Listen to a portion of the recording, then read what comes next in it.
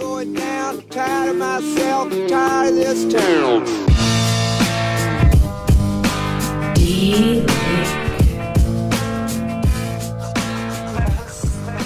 Eminent Waste of Time, presented by CW Motorsports, episode 69. I'm Doug. And I'm Chad. And it is no fun outside. No, it is cold, and it is nasty, and it is snowy, and it is icy. You were talking about making another side-by-side snow video.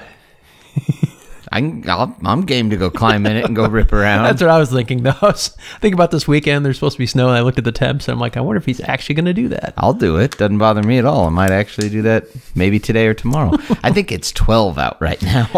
I think it's climbed all the way up to a balmy 14. Ooh, it's like a heat wave. Yes. I'm not complaining. Honestly, we need the cold weather because there'll be bugs aplenty and kill other off stuff. those devil bugs. Yeah, you got to have a cold snap in there to keep things healthy for spring. So Yep.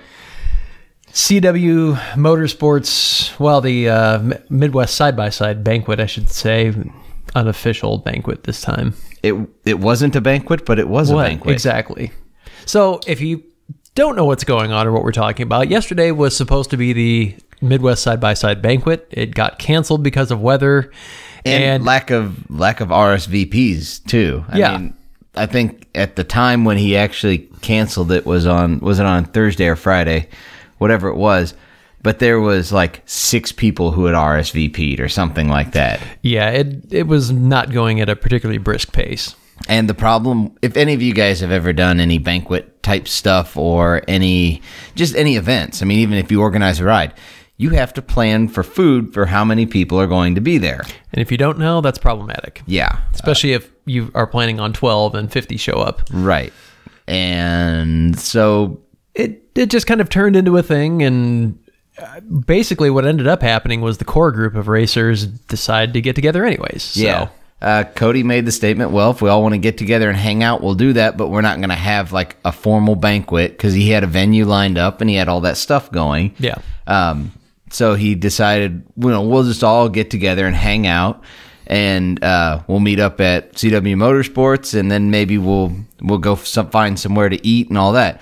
We ended up going to a local bar that Cody knew the owner. He's known him for a while, and went there, and the guy who owns the bar reserved a big table for all of us to sit at, and we ordered pizza in, and just everybody sat around and did that.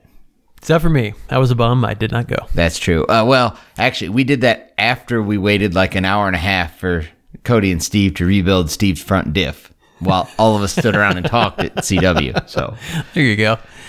Well, for me, it was just a timing issue, honestly. I was going to host the banquet, and then when it was decided it was off, I made plans to get some stuff done around the house this weekend, which I know sounds really lame, but I spent my entire weekend last weekend at the MWXC banquet. Yeah. And killed a whole day there, and I'm going to be out of town, very, very out of town in a few weeks. Out of the country, out of town. Yeah. In fact, I'm going to be gone basically 11 days out of each month in February, March, and April. Yeah. So just time constraints and everything else, I decided to let Chad go ruin the evening. That's fine. I went by myself and I returned, even though the weather tried to kill me.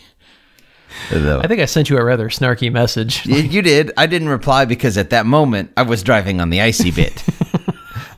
I was just amazed that there's no other way to put this. You idiots were driving home in this stuff and decided to text back and forth while you were doing it, which made zero sense to me. But for a lot of it, the roads weren't horrible. Probably the first 20 miles, 30 miles leaving Effingham, not that bad. I mean, they're drivable roads. I was in 2-wheel drive in my truck. Wasn't even really going that slow. Now, about 20 or 30 miles before the Indiana-Illinois border and about 20 or 30 miles after, you would hit these random 1-mile stretches of just ice. Neat. And I probably counted 40 semis that were sitting in the ditch. 40. Devin had his passenger do some filming for him and posted a couple, and just semis everywhere. Yeah. There are cars off the road, and it got so bad that the police weren't even... So they would get the person out of whatever vehicle it was. There was multiple kinds, semis and trucks and SUVs with campers and everything else. And they would just, once they got the person out, they tied police tape around the mirrors, and that marked it as, nobody in there, moving on. I thought you were going to say the police just stopped responding. We stopped caring. Yeah, we just turned 911 off for the night and stayed in. It says to protect and serve. It doesn't say anything about rescuing from out on the highway. Can't protect you. It's already happened. Too bad. Yeah. No, the banquet went really well. I don't know how many were there. I think there's, 15, 16 of us total, something like that. Not a bad crew then. No. Cody's made the statement. He goes, if I knew this many people were going to come, I would have just had the banquet.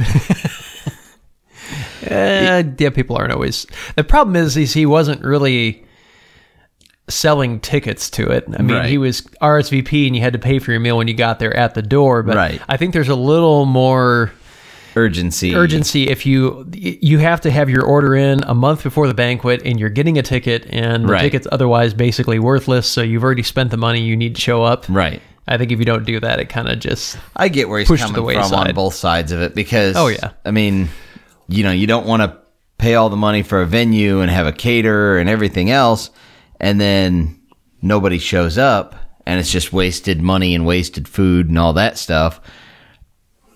So, he was like, well, we'll all just come hang out, and whoever can make it, can make it. And a lot of it was due to weather, too.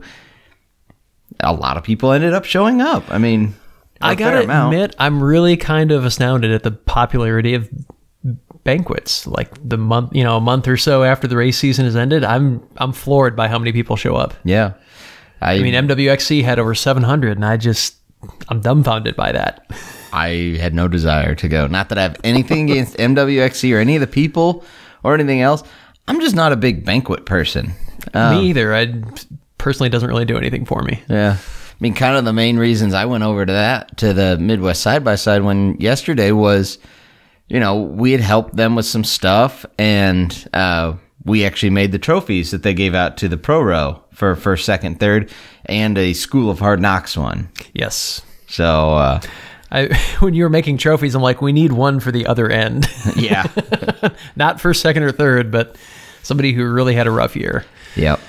So maybe Doug will get some pictures inserted here. We'll see. He's the one who does the editing on these things. So, but yeah, I'd taken it wasn't an old, it was a new Ford 5.0, the Coyote motor, and I had one laying around, and I pulled the cams and like lifters and the roller rockers out, and went ahead and welded them up in trophy fashion, made 1, 2, and 3 out of the timing chain, and they were hefty. I mean, they probably weighed 15 pounds apiece. yeah, close to that. Might have only been 10, but it was, they weren't light. They were real trophies. Yeah. Everybody there loved them. They were cool. a big hit. Jason Dehart, he came up to me right as I was getting ready to leave, and he said, man, those trophies are awesome. He goes, that's something I'd race for. Yeah, that's cool. Yeah. No, so it's great. We appreciate, that you guys like them and everything else, but, we were really just trying to do something to give back to the racing community. We want trophies to be put out there, not just by us. That's not really what we particularly do, but we'll do it. But we want trophies out there that guys are willing to go race for. Something they want, something that means something. Yeah. Because these guys that got it, and well, Devin Smith, he got first place in the Pro Row. Steve Mueller got second place. I don't remember who got third. They weren't there last night, so they're going to get theirs later. Okay. I think it was one of the guys from Missouri, but I can't remember who. Sounds right. And then Cam Mapes got the School of Hard Knocks trophy. So we laughed, but he had some rough ones out there. He had a rough year, including the race I raced with him. He was in first place. He was doing really, really well. Had avoided all the trees, had avoided all the stuff that had given him problems all year. And then his goggles flipped up. Yeah. And he hit a tree because he couldn't see. I mean, his goggles went just 90 degrees vertical, completely blocked his vision. By the time I looked over to try and assist him, we were already in a tree. And it was, I mean, the front wheel was trying to come in the passenger compartment. And if I remember that right, that if he would have won that, if he would have stayed in first, he was going to take first in his class, right? Yes. Yeah, he was. And we were far enough ahead that Mike Plank, who had a flat and had to change a tire out, actually told the finish line crew, look, when he comes back around, tell him to take it easy. He's got first in the bag. Right. So the even more funny kicker on that, and all this is kind of backstory. It really doesn't matter, but it's funny. So Mike Plank comes around with the flat tire. Brad Mapes, Cam's dad, sees him, and he goes, "Oh, yeah, we got a trailer in the tire. Come on over here. We'll put it on and get you back out there." They were just being nice, friendly racing. And, Brad was saying last night, he goes, I figured by the time we changed it and he was already so far ahead of you, it really didn't matter, but he just wanted Mike to be able to finish the race. Sure. Lo and behold, what that does is when you guys crashed, it put Mike back out on the track to give him first and secure the season for him. It happens. Racing is an odd mistress. It is. It's fun. So no, Cam got the School of Hard Knocks one, and he laughed, and he likes a trophy. But like we were talking about, these are trophies that these guys will put up on their shelves, and they will know exactly where they got that. Absolutely. That's the big thing, is the memory tied to it. And we've discussed this before. There's no actual money in racing, so right. This is, I don't want to say a surrogate for money, but it lends some value to what you're doing. Right. Because you understand the blood, sweat, and tears, everything that goes into prepping a buggy, racing a buggy, putting it back together after an accident, putting it back together after just wear and tear takes you out, and it was no fault of your own, and what all that means to come out on top. And so having something, I think trophies kind of get overlooked by people who don't race or don't understand. But it's a marker. It's a point in time that you can look at, and you can remember not just that race, but all the things that led up to it and how the whole season went. And right. If it's not a trophy you're proud of or that you like, it's just going to get thrown in a corner. So it does. Right. It does matter. Well, it's like, we were talking, and my wife was sitting there, and we said something about the trophies, and she goes, "No one would actually race for that." And I said, "It would surprise you." You have no idea. I remember how excited Devin was to get his sword from King of the Mountain. Oh, he wanted that for a long time. He wanted it for a long, long time, and he finally got it, and it was a huge deal to him. Yeah. And the reality is, Devin knows this as much as anybody. It's like probably a $20 sword or something like that. Yeah. Maybe. I mean, I don't know what it costs, but and the trophies we made, there's nothing super valuable there. I mean, I guess if you needed Coyote motor parts. If you needed a camshaft, maybe, but. Yeah. But there's nothing super valuable in it, but it's something, there's nothing against these things we have up on the wall here that you guys see. A lot of them are plaques and trophies and stuff like that. There's nothing against them, but one looks like the other when you start getting them. And you talk to racers who talk about having piles of them in their garage, plaques just stacked up gathering dust. Right. And then eventually they, when they get out of racing, they take them out and just burn them all or something. Give them away or try and sell them at a garage sale, but whatever. I'm just saying they were very appreciative to get something that was different and one-off that they would remember the season. It was fun for us to do. Yeah. Had a good time doing it, and glad they enjoyed it. And glad we all got to go hang out again, kind of, the over the winter hanging out time. So. Absolutely. Well, I would like it on the record before we go any farther. Oh, great. Here we go. That I was right. I may not know your trivia about pig farts. You were right-ish. I was right. You were right-ish. I'll give you that. I was right, period. There's no ish about it. Chad bought a pumper setup. I did. I did. I don't think I ever denied that I would do it. Doug, I think, said, the next day that I would I don't think I ever put a time. I think I waited 2 or 3 days. And I think I waited 2 or 3 days. We'll have to go back to episode 68 and listen, because I don't think I put a time limit on it. I just said, I know how this is going to go. You're going to get one anyways. I did. So I may not know your trivia. I may not know useless bodily function trivia or, other odd things about how much planets weigh, but I do know you. Yeah, I got a pumper system. So we're going to be running a pumper helmet system in the Mueller racing machine this year. There you go. So I got to get my helmet now. Think how comfy you'll be. Yeah. You could just retrofit your current one. Just drill a hole in the side. With my head in it? Yes. Just stick the hose in there. Fine. Good. Go. No. You gonna get that $2,000 one? Gosh, no. There's some that are really expensive out there. But it was all carbon fiber and fancy. It looked like a Stormtrooper carbon fiber type helmet. It did. I'll bet you it weighs nothing, though. Oh, I'll bet you I'm it is super, super nice. Oh, I bet it's very nice. I don't know that it's $2,000 nice for the Weekend Warrior, but... No. I think, was that one more than 2,000? No, it was just under. It's like 1938 or something like that. Then I didn't send you the real expensive ones. I found ones that are $8,000 and $10,000. Oh, no. I mean, if somebody wants to send us one, right, we'll tell you exactly how nice we think it is. So this has nothing to do with the actual pumper helmets, but I saw this, I can't remember the name of it now, and it doesn't really matter, but it's this helmet company, and they're doing projection on the inside of the visor. Like HUD? Yeah. It's got your turn signals tie in, so you see when they're on, and they're like off in your peripheral vision and stuff, but your turn signals tie in, your speed is like displayed. It's all kind of out in your peripheral. It's not directly in front. Like it, they're doing it right. Your speed, what gear you're in, engine temp, stuff like that. Your turn signals, and you can even, because it ties through Bluetooth through your phone, you can put GPS directions, and they come up like in the bottom with little arrows which way you're going to turn and how many feet. And that would be nice if you're on a motorcycle or some sort of long trip, or Baja 1000 or something along those lines. It's an interesting concept. It does make you wonder where helmets and everything else are going to go in the future, because that kind of thing is becoming more feasible now. I'm sure the helmet was expensive. I didn't bother looking that one up in price, because that is completely not the route I'm going. True. But it does make you wonder what helmets are going to become in the future. So even more expensive. Yeah, they will be. So now I'm going to have to start shopping for a pumper helmet. So how much install time is this going to require in Steve's buggy, not even yours? It's really not bad, actually. All it is, because I went with the rugged one because it's a brushless motor. There were cheaper options, but they were all brush motors, and these supposedly are the nicest on the market. They're expensive, but it's the nicest. So all you really have to do is, I bought the controller with it too. It's a pulse width modulated controller. That's a good thing. You're going to want that. Yeah. the other ones are, you have high and you have low.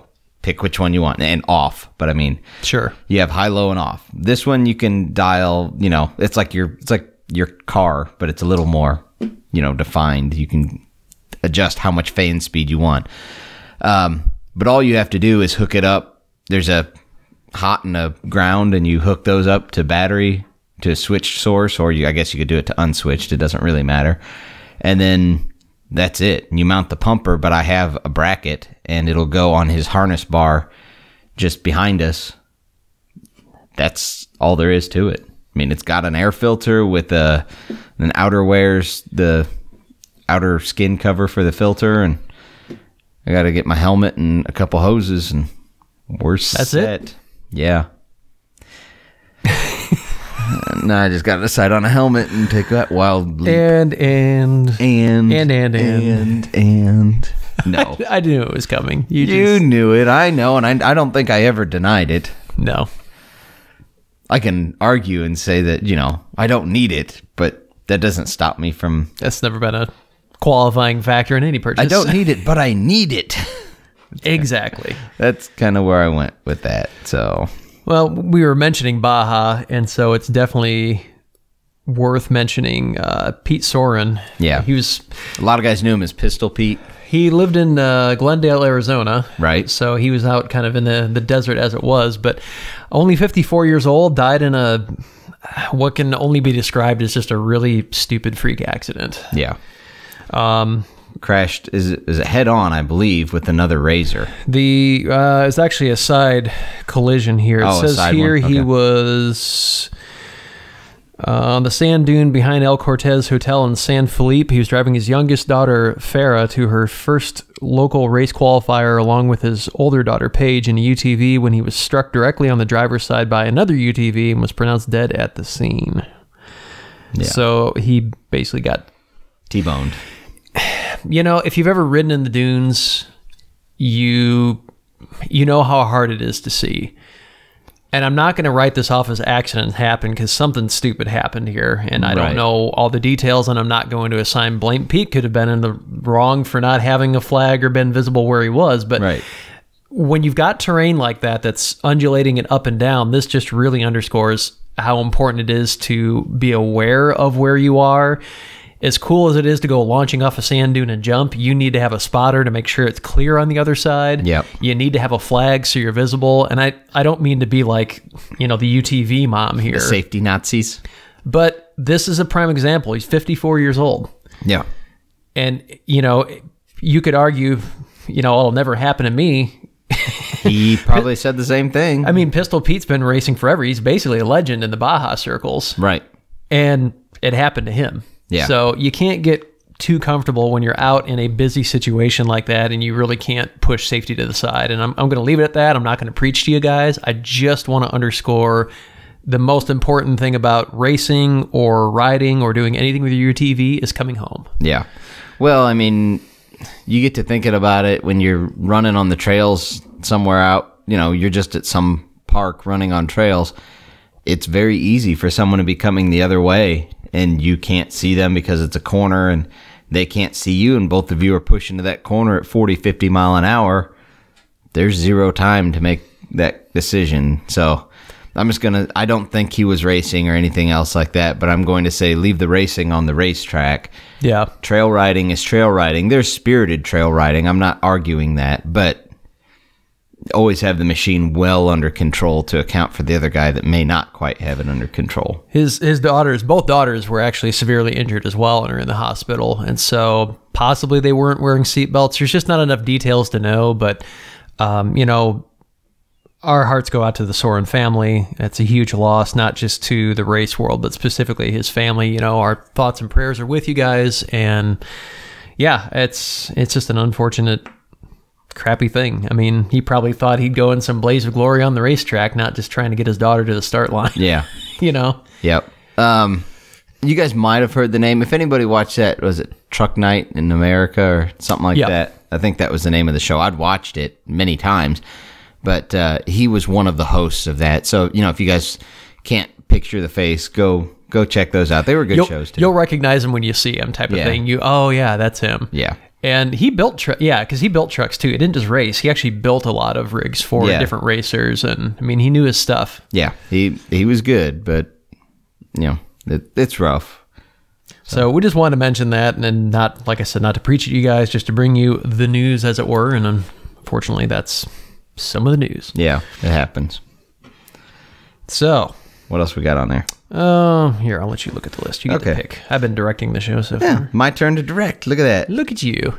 We have talked to the guys up at Harrison Power Sports, and they are deciding between a couple dates. They don't have a firm one. They are actually pushing it back a little further this year, just by, I think they're talking about the end of April is kind of what they're looking at. Okay. It's Michigan. The last one was pretty cold and some snow, and it was into March as opposed to April, so they're trying to avoid some of the weather by moving it back a little bit. Although April in Michigan, the northern part, is not a gimme either. So, but it's a better chance that things will be. I think what they kind of realized is even like end of March, early April, there's still that chance of getting some real snow that can be a problem. Last year, there wasn't real snow where it was a problem, but it was cold and there was snow. And I think they were kind of thinking about the people that were traveling in more than anything. I mean, they were trailering in and stuff like that. Because even we went the night before and stayed in a hotel. We didn't drive up the day of. Yeah.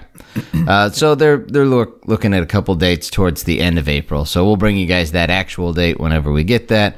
I'm going to hit them up again and see if they've picked a date yet. They were deciding between a couple last I'd talked to them end of last week. It's going to be a really good ride, and we do want to get you that date as soon as we can, but it's worth going to. Yeah. It really, really is. And it sounds like we're going to have at least a few buggies go up with us, so we'll make a convoy out of it if we get more. And again, a lot of the proceeds from this ride go to Make-A-Wish Foundation, so you're not just getting out, maybe this is your first outing of the year, you finally get the oil changed and everything cleaned up and ready to go, and you're ready to go have some fun. That's a good enough reason in and of itself, but if Make-A-Wish or donating to a charity like that means anything to you, this is a good opportunity to give back. Right. And I will say also, if you guys out there are, Make-A-Wish has done something for you, or, you know, it just holds a special place in your heart for no particular reason, and you guys want to make a donation to that, they'll take donations, guys at Harrison Power Sports, or you can get with us and we'll get those routed up to them if you guys feel like just making a donation, you know, to the Make-A-Wish Foundation through that ride. You don't even have to attend. Well, and the Acre Shaker's finally in fighting form for, I mean, last year it was brand spanking new. Oh, like yeah. it had 5 hours on it maybe. So yeah, you're now through the break-in and you've got bumpers. And a bigger horsepower tune. And all sorts of good stuff. All kinds of stuff. So I kind of let the cat out of the bag at the end of last show that we were going to be getting the bumpers on that thing and throwing a video out. And it's out now, finally. Yep. Guys, go check it out on YouTube. It's a little bit different format. It's more of a, I don't know what a vlog style is the best way. Yeah, it's a little less focused on the technical... How to install. I don't want to say boring parts, but boring parts. I mean, realistically, you can only watch somebody turn a bolt so many times before you're like, and next video. Right. So we cut out a lot of the install parts because honestly, most people that own a UTV probably know how to put a bumper on already. So we don't need to give you an instructional on that. True. But we did just want to make it a fun, hey, here was our trip, some kind of insight into how it went for us. And it gives you the updated look of the machine itself. We gave you a couple pointers in there, you know, in terms of tech tips, but nothing major. It was just something to throw out there, and it's definitely a different style than the videos we've tried in the past. We're definitely making a concerted effort to appeal to a wider audience. Not that you guys aren't great, but we realized that the tech-heavy videos and even just the UTV-heavy videos where there's nothing else in them except for UTV stuff has a moderate level of appeal to anybody who's not as into it as we are. Right. So very curious about your feedback is the reason we're bringing it up. Yeah. There's a couple minutes of me just making funny faces at my phone for saying a certain phrase over and over and over again. You'll have to watch to see what we mean. We're not going to explain any more than that. Yep. But yeah, definitely give us some feedback on that. We'd really like to get your opinion, just what you thought of it, if it's a style that you're more interested in, or if Less you absolutely hate it. I'm never going to watch another video of yours if you make them like that. Whatever. Just We'll tell us probably what you still got. do what we want to anyways, but you know, we'll give you the illusion of power here. So yeah, no, we did get the bumpers put on, and I really like them. Spanx Fab did an excellent job. Oh yeah, they're great. And that's not even. So I guess we should explain kind of what Kevin Spangler with Spanx Fab does. Those bumpers are not like his, what we'll call his typical design. I got a hold of him. I said, okay, here's what I'm looking for. I had a few pictures of something similar, but I said, here's how I'd like it different for mine. So he'll do his production style bumpers that he has and that he does for everybody. And then if you have something specific, I want a tube that does this and goes here instead of here, he can do all of that. So, and he's got, you know, his radius rods that are a production thing. He's got the arched lower A-arms that are a production thing. I have both those on my machine. They have been outstanding. When we were putting the bumpers on, I did notice I am missing some powder coat on the bottom. Not because it's flaked off, but because I have hit things with them. And no. Yes. And, you know, I didn't look at the radius rods, but the A-arms is what has powder coat knocked off. The tube is completely undented and straight as can be. I mean, other than the arched part where it's supposed to be arched, but they're beefy. They're a really, really nice lower A-arm. Strong and heavy built and zero complaints about it. If you got that same part from, we'll just say, other manufacturers who charge a premium for their name, you would pay double the price easily. Yeah. Easy. So yeah, definitely get with Kevin Spangler, Spanx Fab. You can find his information on our website, and you can look him up on Facebook. Just look for Spanx Fab LLC, and their website is, I believe, just spanxfabllc.com. But yeah, get a hold of them. And if you are watching this and can't remember later, just jump on over to eminentperformance.com, hit our sponsor link, and you're going to find all of our sponsors in there. Yeah. And clicking on his logo will take you right to his page. Yep. So great stuff. I was happy to get him on.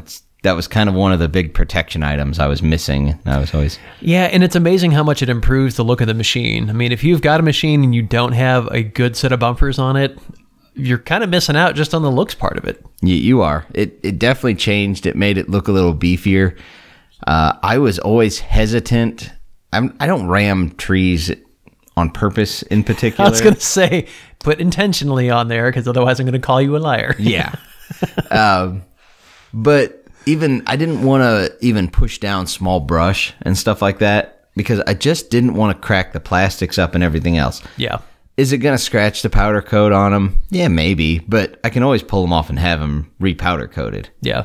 That's kind of my justification. I can now ram things more.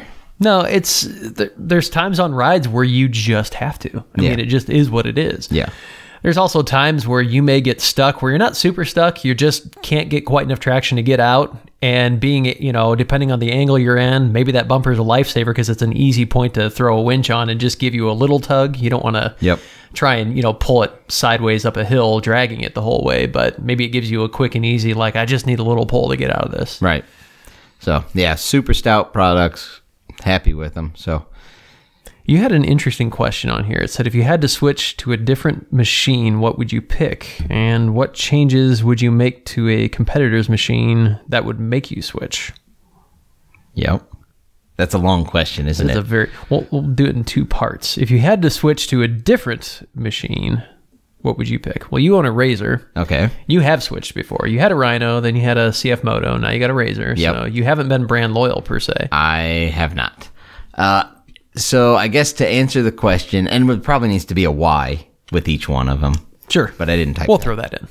I would, if I had to switch away from a Razor, if Polaris contacted me and said, you are no longer allowed to drive our machines. That could happen. It could. I would, with the things that are out there, I would go to an X3.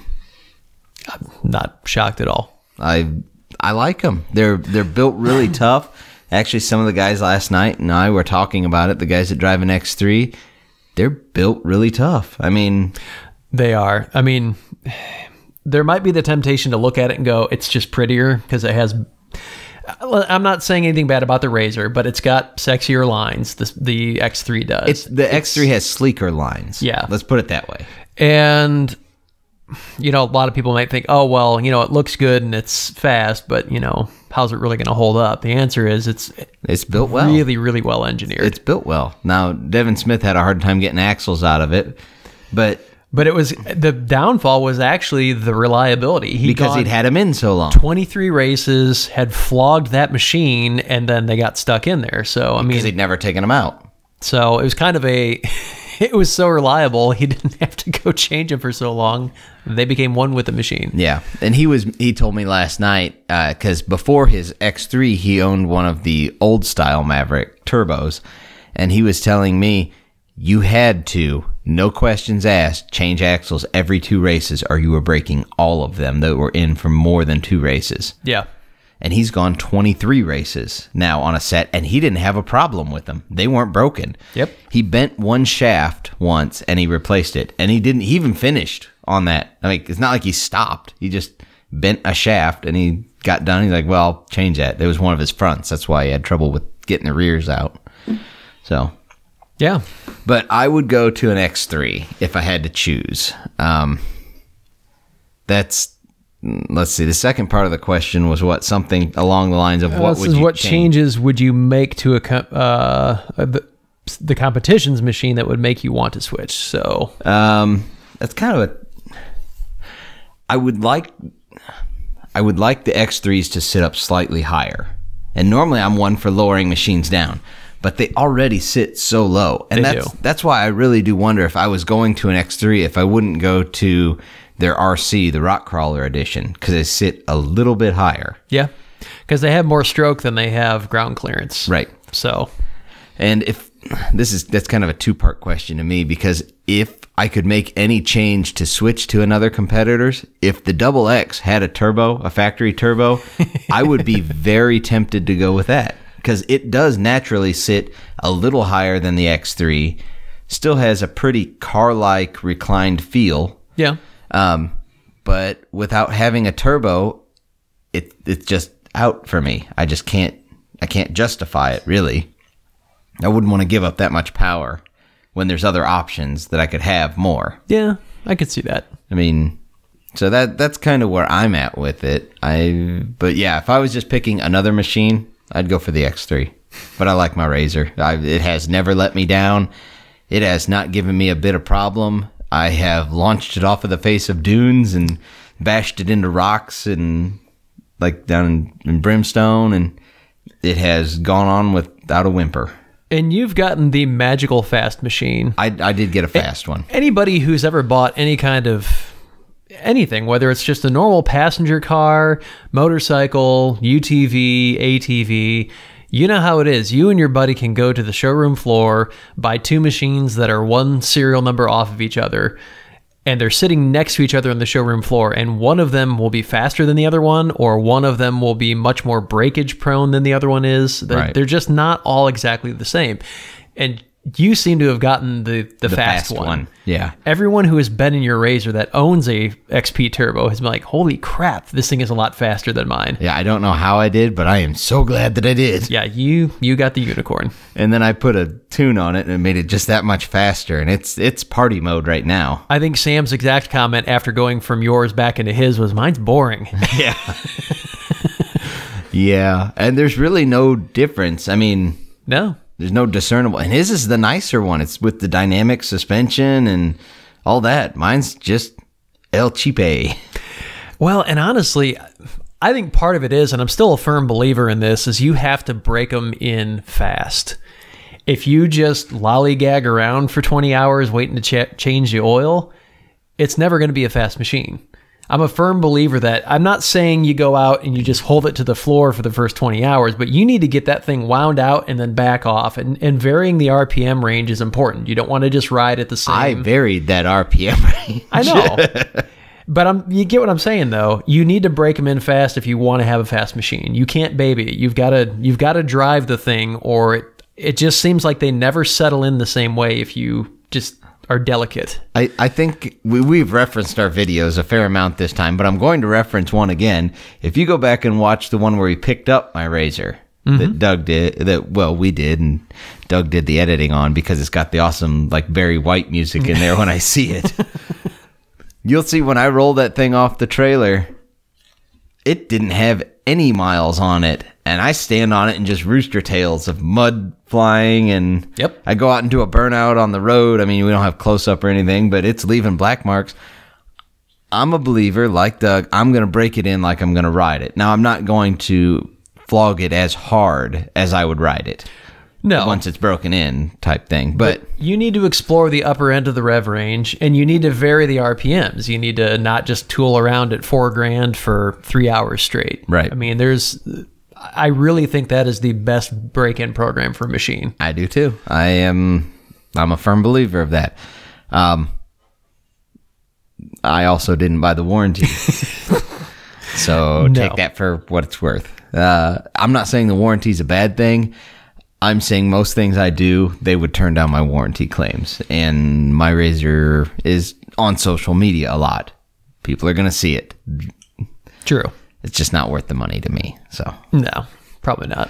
So, okay, back to the question. I know you don't currently have a machine. I've got nothing. So if you were going to pick any machine, you've said the YXZ in the past. I still really like the YXZ. It has basically no utility function whatsoever, especially if you get the new the R type or Type R, whatever they call it. Maybe they just call it the R. I can't remember. But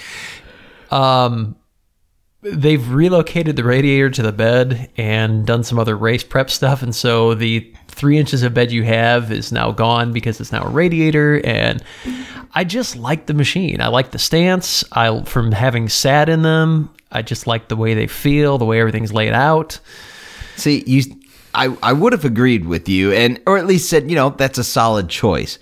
Right up until I started this week, my job, I've told Doug, and I think I've said it on here, I generally keep YouTube up and watch or listen to videos and stuff throughout the day because that's kind of the type job I have. Sure. I watched two guys with YXZs go to Brimstone to trails that I ran on that I very easily crawled up. These guys were rolling them over and couldn't get it up the hill and everything else because of that goofy clutch. Not that they couldn't drive it. Okay. I'm saying It's not a trail rig. they are not. They are a dune or a flat trail. They're not a rock crawler, I guess is the best they're way to really, put it. really not. So I know I've said in the past I like that machine. I still do.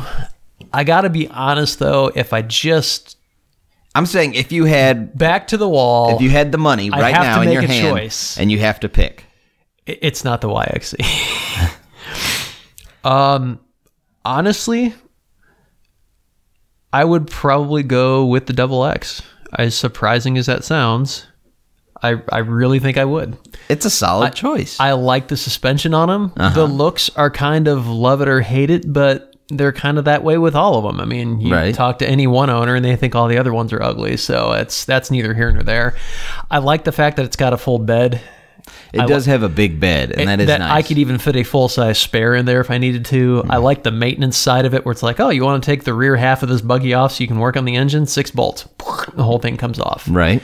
I like the fact that the parts are interchangeable. You bend, left to right and front to back even. All 4 hubs are the same setup. Yeah. I like all that. And a turbo option is going to happen for that at some point. A solid aftermarket one. I mean, there are some. I think Push has one out, and I think somebody else. But so I think it'd be a fun machine because I know it'd be solid. I know it's a really well-built machine. And then once I get bored with it, I'm like, okay, now that I'm used to it, there's not enough there. Turbo time. Whee! Yeah. Add the party wheel. I think, honestly, that would probably be my pick right now. I like the Double X. I mean, there's nothing wrong with the X3. There's a lot of them out there. I've been in a lot of them, and they're great machines. I just don't like how low they sit, like you, and I don't like how they slap because they sit so low. And so what's your beef against my Razor?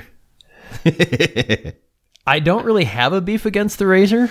I think they're a super solid all around machine. I like the Double X. Just ticks a few boxes for me in terms of the way it's built and its stance and everything else, that if I was just going to go out and dump the money on one, it would be it. I mean, it's not enough that I think I'd say, well, I'd never buy a Razor. There's no way I would ever go that route, or, And if we're talking imaginary money, that's fine. If we're talking real world money, I would probably choose the Razor over the Double X just because I'm getting another 45 horsepower for $4,000 or $5,000 less. Yeah. How do you argue with that? Yeah. How do you argue with more performance out of less dollars spent? It's just really impossible to do. That was talented. It almost went. For those of you listening at home, my water bottle just barely stayed upright. Yeah. No, you can't argue with, the performance per dollar that you get out of a Razor. But, I mean... And I guess that kind of ties into the second question. What would you change that would sway you? So we're back to imaginary money now. So let's say you have the Double X. Let's say I've got the Double X. What would it take to get me in a Razor? Or an X3. Either way. I mean, any other machine. Or if I had the Honda Talon. That would take a miracle to get... Act of God. Sorry, Honda. No. Honestly, and this is going to sound like a slam on Polaris, but it would have to be built heavier from the factory like the Double X is for me to want to move that way. It would be tough if I owned a Double X to say, I want to go over to a Razor and replace a bunch of parts up front that I know are going to be weak. Well, the Turbo S is supposedly that. I mean... Yeah, I guess we're back to money is no object. The thing I don't like about the Turbo S is it's so freaking wide. Yeah, it's too wide. It's way wider than the Double X is. Yeah. So I don't like that from a trail riding perspective, because now you're... if you get into any tight technical build, that thing's just a monster. Yeah. I mean, if I could go buy an XP Turbo today that had the RS1 front diff in it already from the factory, like the Turbo S does. Yes. And had, beefier A-arms and radius rods. I mean, upgraded driveline components right out of the gate. Yeah. And still had the horse, the engine's fine. I don't have any problem with any of that stuff. But if I could get the upgraded suspension components and get the RS1 front diff, and it was in a package that still came in, 64 inch. Yeah, it came in that 64-inch package, and it came in, let's say you're still, okay, you've upgraded some parts, but it's still like $2,000 less than a double X. I'd take the Razor all day long. Like, it wouldn't even really be a second thought. Right. I really do wish that they would offer a heavier duty suspension. Yeah. Now, again, it's not a slam on it. It's just they're building it to the reality of how most people use them, and most people don't tax them enough to break a lot of stuff. Or it takes them a few years to do it. And at that point, they just want a new machine anyways. Right. I do in a few months what most people. I was going to say, trust me, you've seen me drive. I push them. Yeah. I'm not afraid to. So, well, those are good choices. And I wasn't trying to dissuade you from your YXZ. I was just saying. No, I the more I think about it back to the wall, I don't think I would do it, because if I was going just racing, I might be more tempted. But yeah, the way I would use it, I don't see it being practical. The fact that it has 0 storage space is a huge downer. And now I sound like I want to drive a minivan. But if you're taking extra fuel, where do you put it on that thing? Right. I mean, there's nowhere to put anything in that thing. Strap it to the roof. Yeah, Baja style. And as you pointed out, it's just tough to navigate really tricky technical parts of trails when the transmission's fighting you. And that's no fun to go spend that kind of money and have that bite you in the butt. One of the guys, even the video that I was watching, had a recluse clutch in it and the gear reduction. And he even made the statement that it just doesn't do well when you put it on the rocks and you're trying to like turn and it's kind of bound up. He doesn't want to do it. It just doesn't do it well. No. And then they were also saying, well, who says that the YXZ isn't an East Coast trail rider? It's like, you guys just put it on its lid 3 times to get up a hill that I drove that exact same one and crawled up it the first time, not even getting out of the buggy to look at it and spot my line or anything. I'll just drive up that. Yeah. And they put it on its lid 3 times, and it was just... It's really, I mean... Yamaha's intent when they built it was it's a purpose-built fun buggy, whether that's racing or dune hopping or whatever. That was their take on a UTV, was a pure performance machine. Yeah. And they built it around that, and they did an outstanding job. And I don't think they're worried about losing a few sales to people who just want to trail ride. That really wasn't their target audience. No, it wasn't. So that was kind of, yeah. Yeah. So I do like me some double X, but yeah, if Polaris would just do that, like, we're just going to make a not wider, not, oversized version. Just give me an XP turbo that's got the updated driveline components and beefier control arms and that kind of stuff. And they can do that relatively inexpensively because of the sheer volume that they sell. Yeah. I mean, you paid $17 for yours at Abernathy. Yep. Basically a 17.1 out the door. Yep. For $19 out the door with the upgraded stuff on it. How would you argue with that?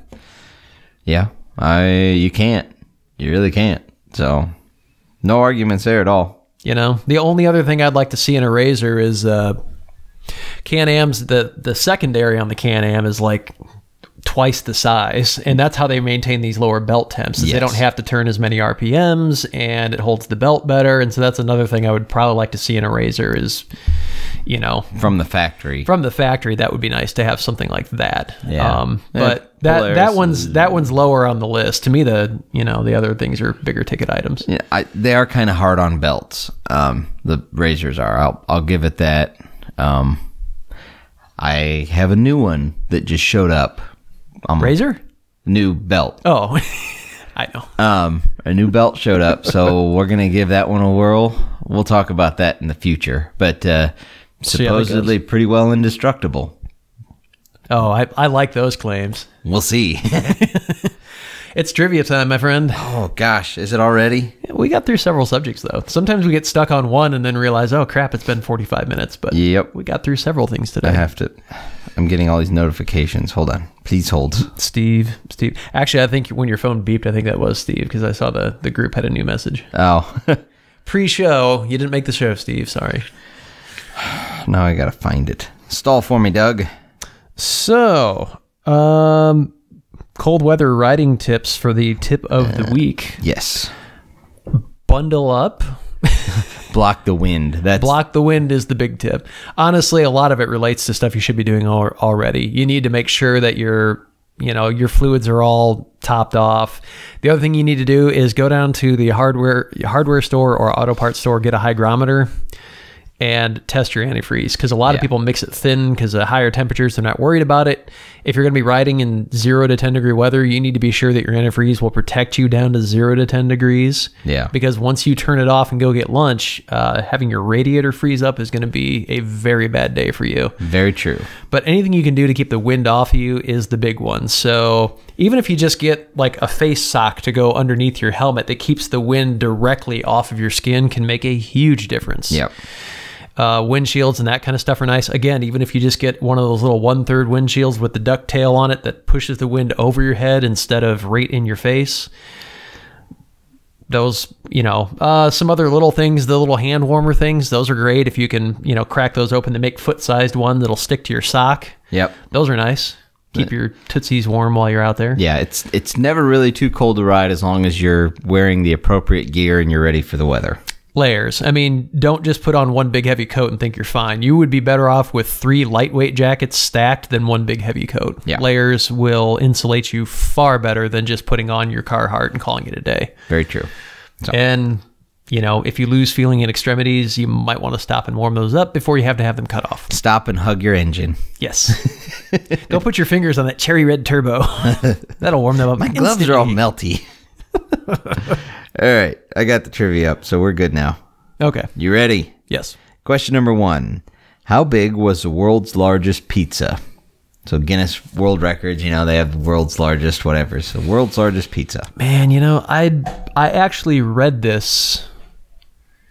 I used to read not like, to sit down and read them, but when I was in school, you go on the school library and kill some time because you had an open period. Yeah. I'd grab the latest Guinness and read. I remember the largest pizza, and I can't. I want to say it was different Guinness. Anyway, we're not condoning this, and if you have kids listening, don't be like Chad. I want to say it was like, I'm just wild guess because I don't remember at all. I don't know, 38 feet in diameter or something. 131 feet across. Holy crap. How much did it weigh? This is a bonus question. How much does 131 foot pizza weigh? Yikes. I don't know, 9,000 pounds? 2.5 tons. I was close. You're reasonably close, but yeah, 2.5 tons. Sheesh. So that's what, 5,000 pounds? Yeah. Yep. Okay. That's a lot of pizza. Yeah. I wonder how many calories that equates Don't to. ask. You don't ask when it comes to pizza. Okay. Question number 2. What is the pressure at the bottom of the Mariana Trench, which is the deepest point in the world? In what units? We'll go per square inch. Wow. A lot. Yes. 25,000 PSI? 8 tons per square inch. Wow. That is the equivalent of stacking 50 jumbo jets on 1 square inch. So that's 8 tons is 16,000. So I said, what, 25? Okay, so it's a little high, but still, that's insane. 16,000 pounds on one. I mean, basically the size of like a cap of a water bottle or something. That's essentially 1 square inch. That's amazing. Makes you understand, World War II era submarines could only go down about 200 to 250 meters. Yeah. That was it. Yeah. Which is like, whoop-de-doo, that's real deep. Like, what, 400 feet, 500 feet, something like that? Yep. Yeah, but the pressure at 500 feet is really, really intense. Yeah. And, you start doing it per square inch. Yeah. That's a lot. That's insane. And there's animals that live down there. Mm-hmm. That's crazy. Imagine if you brought one of those animals up to the surface, like instantly, just like, here, 14 PSI. Because that's about what it is. Go from like goldfish size to whale size instantly. All right. Be like remember those little foam? Oh, those little foam things in a caplet. They're in the capsule, and you put them in the water, and the caplet would dissolve, and that's exactly like what it would be like. like. A sponge elephant. That's exactly what it'd be like. Yep. Scientists, get to work on that. I want to see it. Okay, question number 3. Lit candles in a home cause how many house fires per year? It's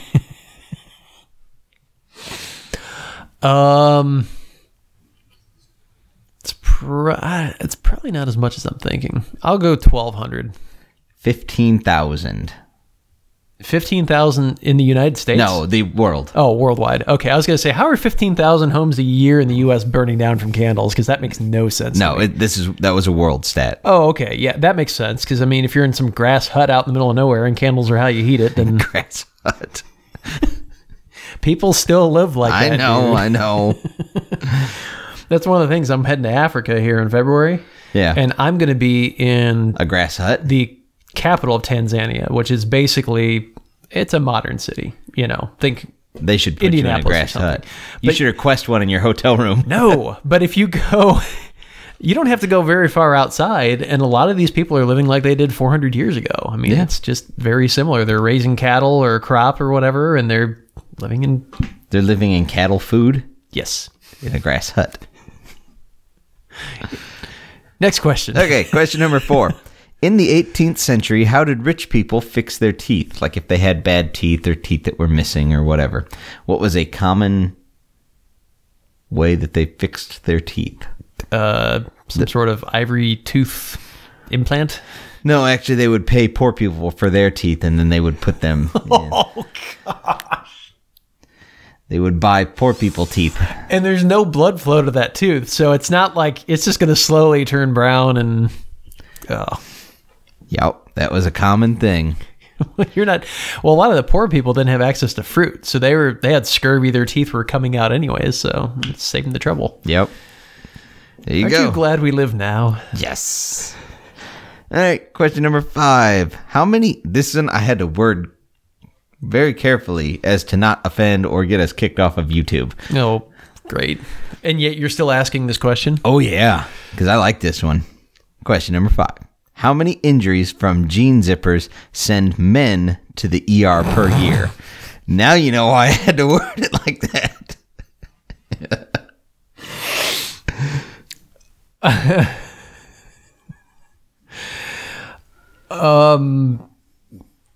280. 1,700.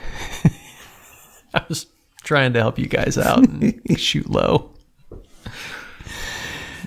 That's what, like 4 a day, roughly? Yep. About 3 a day?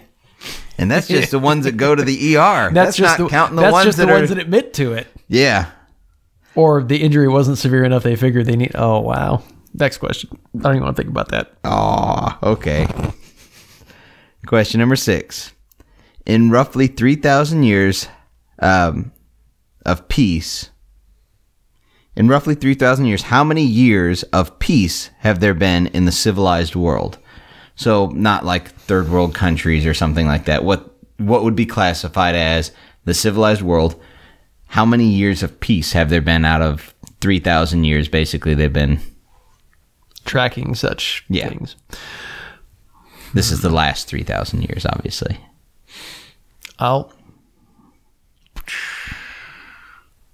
Man, I'll tell you what, if the last 100 years has been any indication, not much. I'm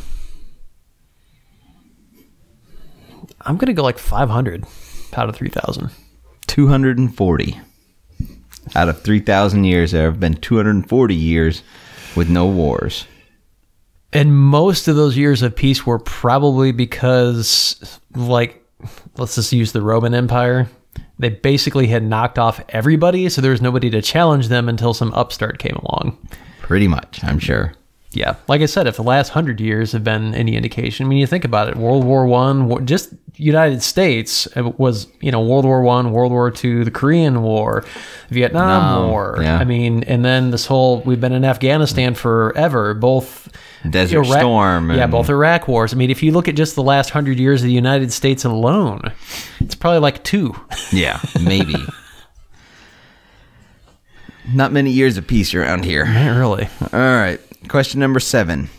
How were what we call sunglasses invented? So I'll give you this. They were sunglasses, as we know them today, were not actually invented to block the sun. Sure. So how were they actually invented, or what was their purpose? I am guessing it had to do either with welding or some sort of laboratory work, one of the two that, required... Like eye protection, or eye shielding from light or something. Ow, that hurts. Maybe we should do something.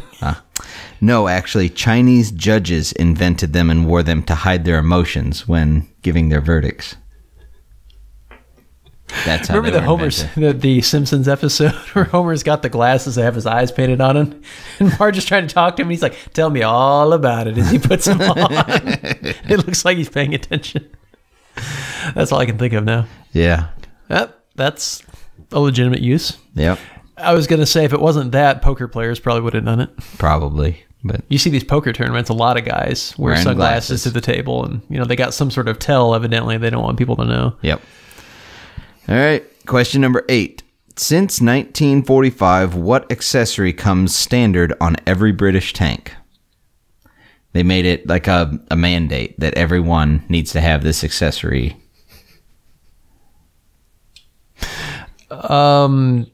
It comes with a small bottle of bourbon. Calm driver's nerves. No. Get too rammy. Too rammy. No, the ability to make tea. It has a tea maker on board. Oh, that's awesome. I mean, couldn't you just heat up water in the engine block? Guess not if it's not running, but... Right. Well, no, they have a tea-making device of some variety on every one since 45. That is a supremely British thing to do. It is. Stop this war. We got tea to make. It's 2:00. Stop. All right. Question number 9. What is the name of the paper sleeve that goes around your cup of coffee? You go to Starbucks or any place. No, I don't know.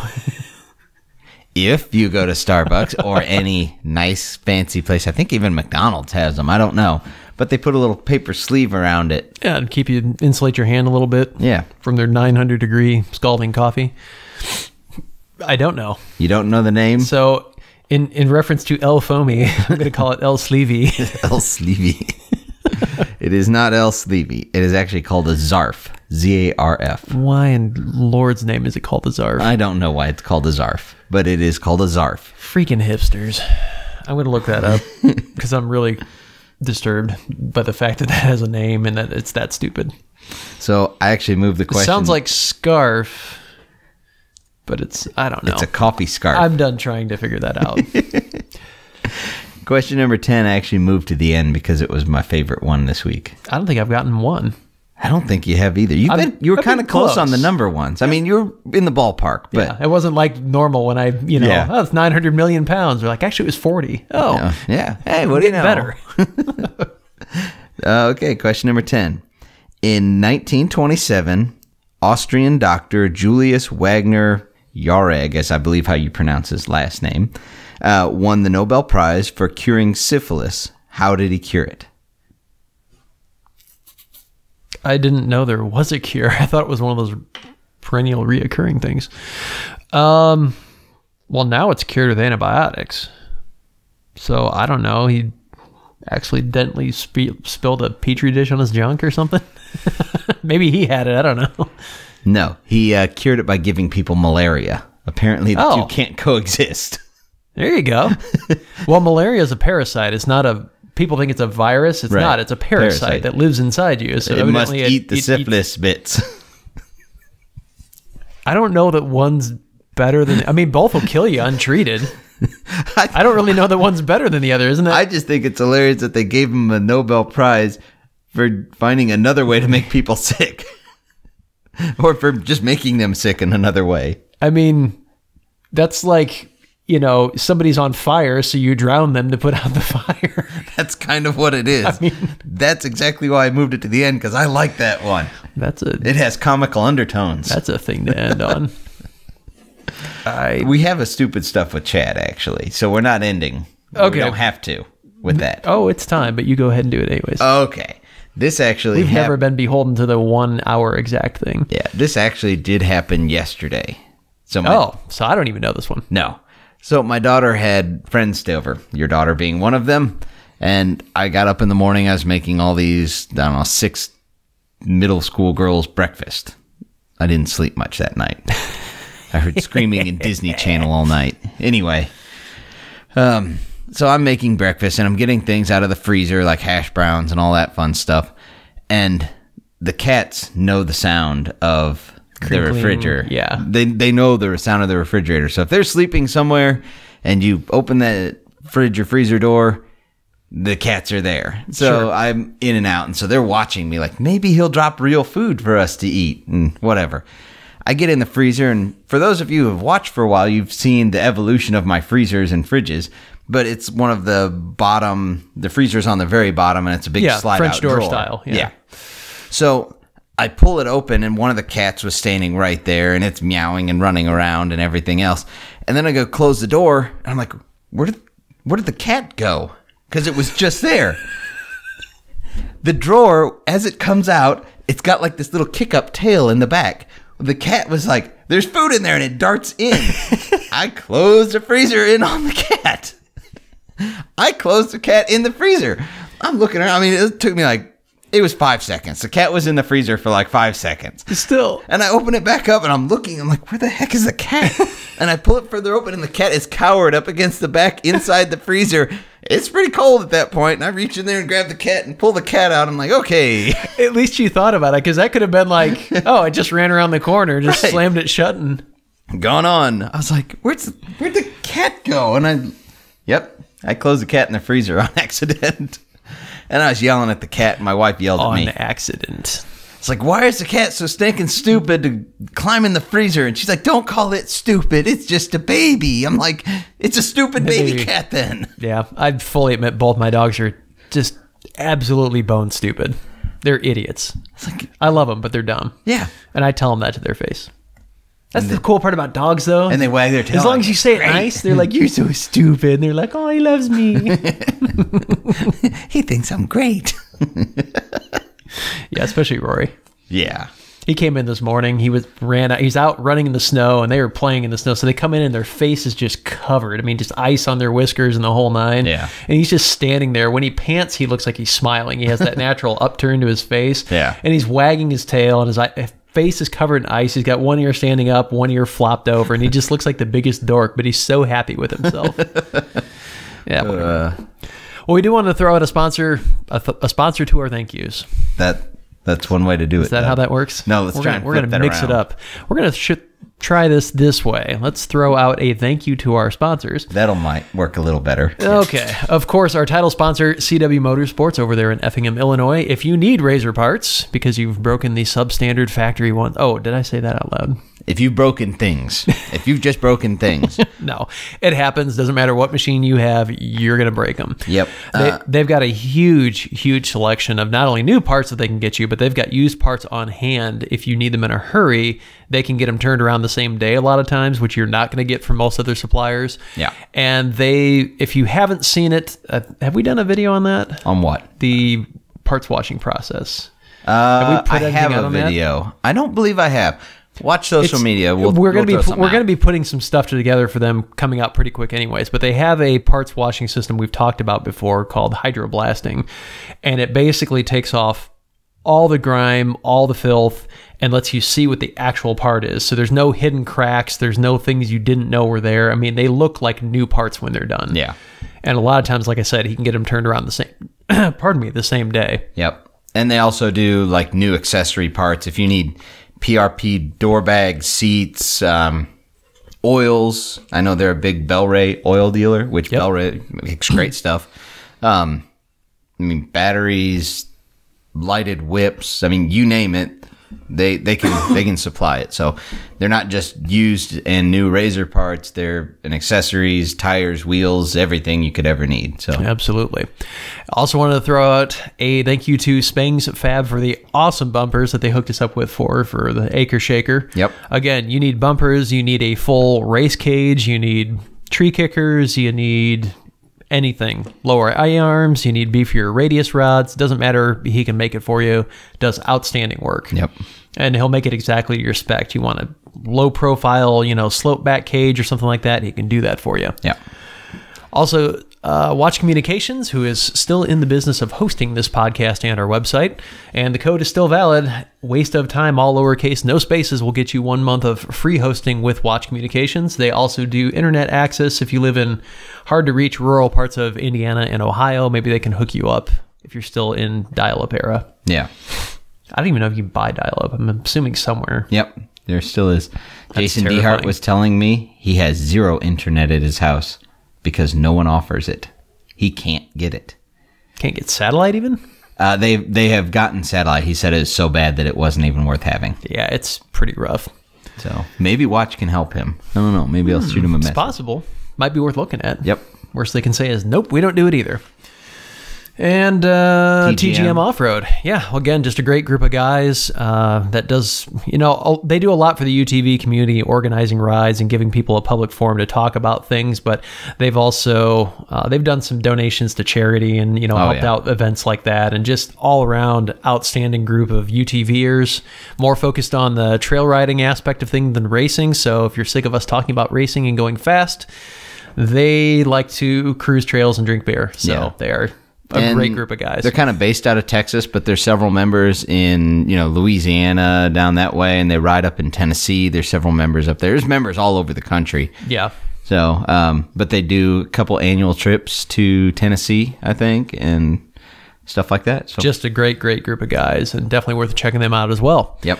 You can check us out on the web at our website, eminentperformance.com, where you will find the podcast and other bits and sundries, and you will also find links to all of our sponsors if you need to find those.